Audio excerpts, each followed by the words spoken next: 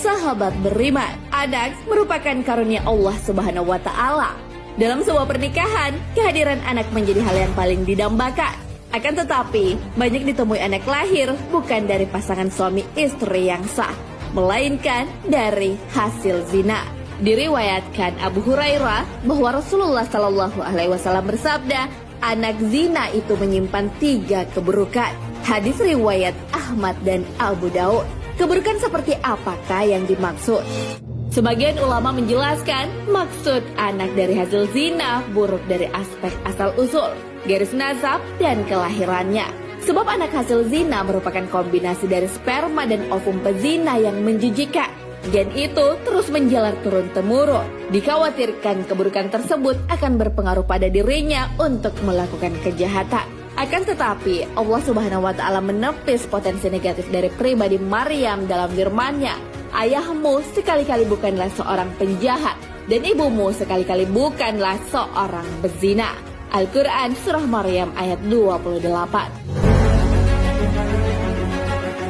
Sahabat beriman, berzina merupakan perbuatan dosa. Akan tetapi, anak yang lahir dari hubungan zina tidak dibebani oleh dosa dari kedua orang tuanya.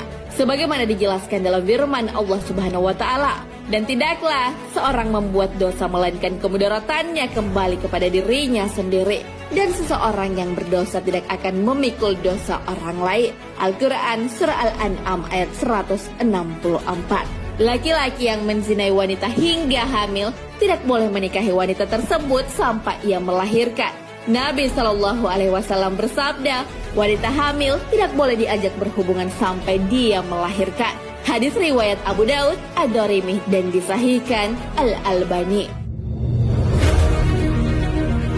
Larangan menikahi wanita hamil hasil zina juga dijelaskan Ru'ayfi bin Zabit Al-Ansyari radhiyallahu an, bahwa Nabi Muhammad Shallallahu Alaihi Wasallam bersabda, tidak halal bagi orang yang beriman kepada Allah dan hari akhir untuk mengairi tanaman orang lain. Hadis riwayat Abu Daud, Ahmad, dan disahihkan Ibnu Katsir dan Al-Albani. Berbeda dengan pasangan suami istri yang terikat pernikahan, pasangan yang berhubungan intim di luar nikah tidak mengharapkan kehadiran anak. Maka tak jarang mereka membuang bahkan membunuh anak dari perbuatan zinanya. Marak diberitakan kasus pembuangan bayi di berbagai media.